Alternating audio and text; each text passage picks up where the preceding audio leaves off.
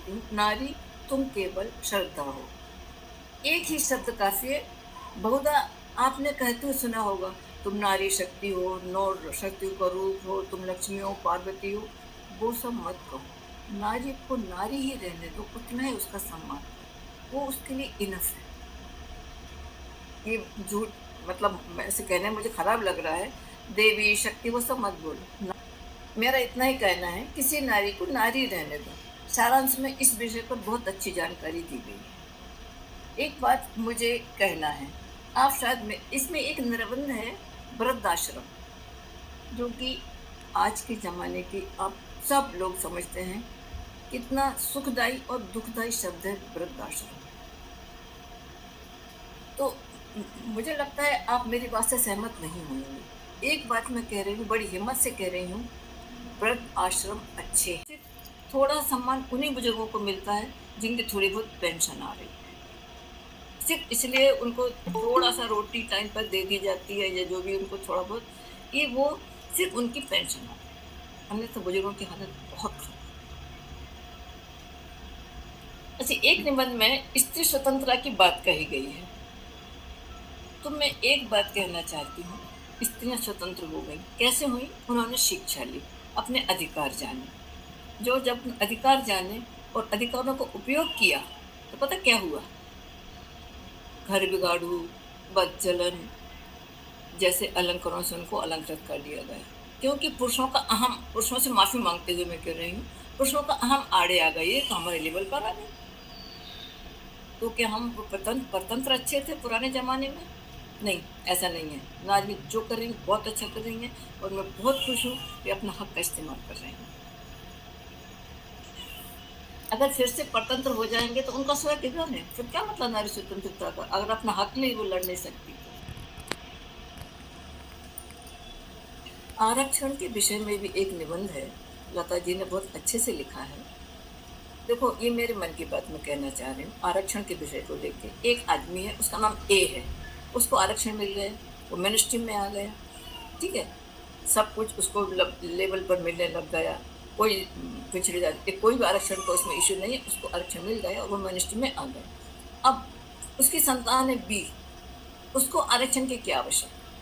जब ये आदमी जो उसका पिताजी है या उसका पालक है वो आ गया है, तो फिर उसको आरक्षण की क्या आवश्यकता? ये विषय में, चूँकि ये विवाद का विषय है और मैं सरकारी मुलाज़िम थी, तो ये सब करना मुझे ठीक नहीं लगता। इस विषय को मैं यहीं खत्म करती हूँ। मेरा इतना ही कहना है कि जब फादर को आरक्षण मिल गया, वो मेनस्ट्रीम में आ गया, तो फिर बच्चों को आरक्षण की आवश्यकता नहीं। ये मेरा सिद्धांत, मेरा कहना है, आगे की मैं कुछ बोल नहीं सकती। अब सत्य और धर्म, धर्म के बिना सत्य से नहीं है। सत्य और धर्म एक दूसरे के पूरक है। किसी भी धर्म में ये नहीं कहा गया कि तुम सत्य मत बोलो या तुम दूसरा कुछ करो।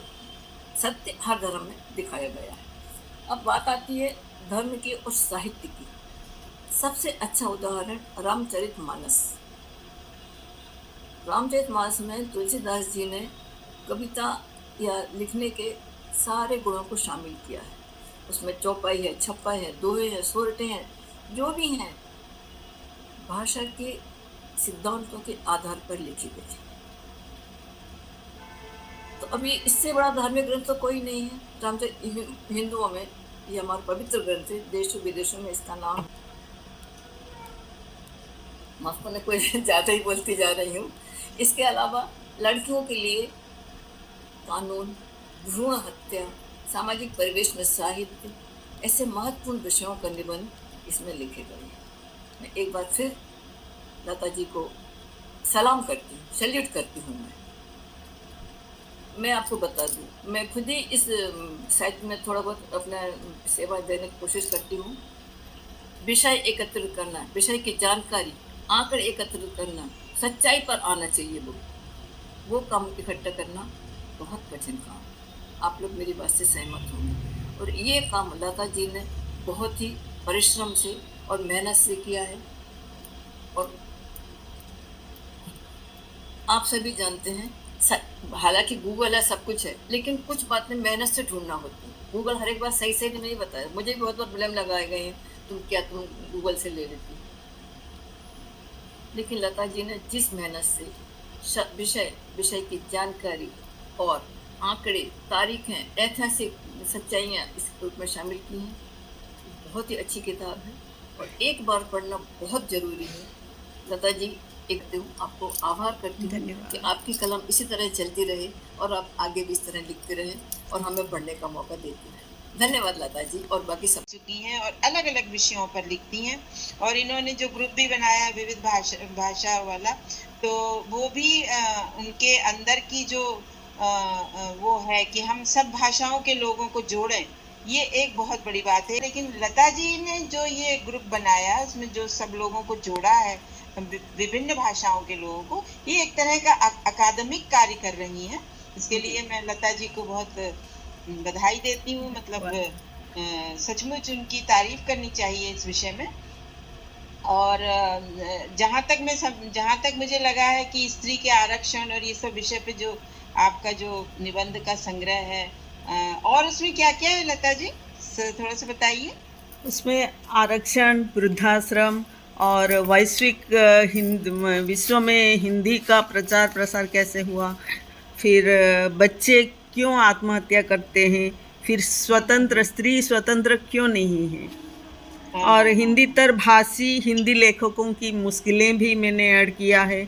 इसमें सत्य और धर्म के आधार पर समाज को साहित्य का अवदान क्या है, आदर्श जीवन दर्शन के निर्माण में साहित्य की भूमिका, और बहुभाषिकता और राष्ट्रीय एकता, हिंदू शादी और रीति रिवाज, बालिग लड़कियों के लिए कानूनी स्वतंत्रता, कन्या भ्रूण हत्या के रोकथाम, ना मतलब स्त्री का जो ना को हाँ समझ लिया जाता है और उसके ऊपर दुष्परिणाम निकलता है, उसके लिए भी मैंने लिखा है।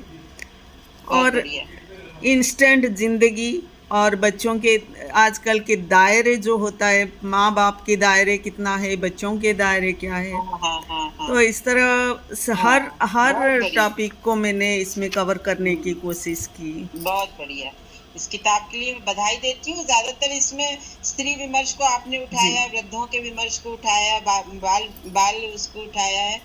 तो ये एक मतलब बहुत सी यानी समस्याओं को लेकर लिखा गया है। और स्त्री पर तो जितना लिखो उतना कम है। स्त्री का तो इतना मतलब, एक तो संसार पूरा स्त्री से चल रहा है, अन्य जो क्षेत्र है उनमें स्त्रियां बढ़ चढ़कर आगे बढ़ रही हैं। हालांकि ज्यादा नहीं है, वो परसेंटेज आंकड़े निकालो तो सिर्फ 40% ही आगे बढ़ी हैं, फर्श से अर्श तक जो पहुंची हैं। बाकी 60% के लिए लता जी ने शायद लिखा। मेरी भी एक किताब अभी आ रही, स्त्री और सत्ता, अद्विक प्रकाशन से, उस पर भी इन्हीं सब विषयों को उठाया गया है।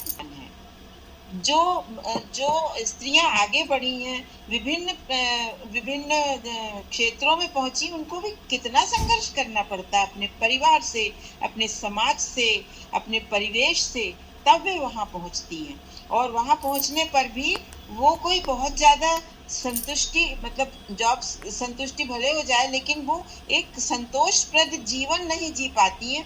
कई जगह उनको इन मुकाम तक पहुंचने के लिए ताने भी सुनने पड़ते हैं। अपने कई लोगों का परिवार भी टूटता है। कई लोग घर में वैमनस्य पैदा होता है, यानी औरत को आगे बढ़ते हुए देखना पितृसत्तात्मक समाज की व्यवस्था के अनुरूप नहीं है। तो ये शुक्रिया। तो धर्म में आप शुरू से देखिए आखिरी तक, धर्म में पिता ने, ययाति ने माधवी को दे दिया कि लो इसका उपयोग करो और घोड़े लो, और वो विभिन्न राजाओं के पास ले गया। तो देखिए ना, वहां से लेके यहाँ तक औरत सिर्फ सह रही है। अभी सबरमाला का जो मंदिर है, सबरामाला क्या है वो, सबरीमाला, हाँ, उसमें आप देखिए कि 15 साल से 50 साल तक की औरतों का प्रवेश नहीं था, लेकिन 2018 से उसको खोल दिया उनके लिए। लेकिन इतने साल तक तो औरतों को नहीं प्रवेश करने दिया। क्यों? क्योंकि वो अपवित्र मानी गई। अब भैया अपवित्र कहाँ से हो गई औरत? जो अगर वो खुद काम करे गलत तो वो अपवित्र कहलाएगी। जो ईश्वर प्रदत्त है उसमें कैसे उसको अपवित्र श्रेणी आपने दे दी? तो ये सब बातें लता जी का हम तसल्ली से पढ़ेंगे जो उन्होंने लिखा है।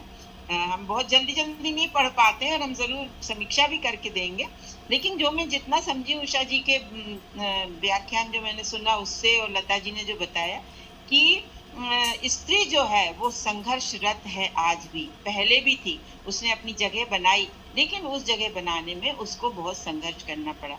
जब हम स्त्री के लिए लिखने बैठते हैं तो हमें लगता है कि स्त्री को कहीं से भी कुरेदो, दुख के परनाले फूट पड़ते हैं हर एक स्त्री में। मतलब इतना दुख सहकर भी वो अपने को प्रतिष्ठित रखे हैं। आप सबको बहुत बहुत बधाई। और यहाँ बहुत से लोग दिख रहे हैं, मैं सबकी बहुत आभारी हूँ। आप आए, लता जी के लता जी हैं ही ऐसी बहुत अच्छा उनका ये सब रहता है। लता जी, मैं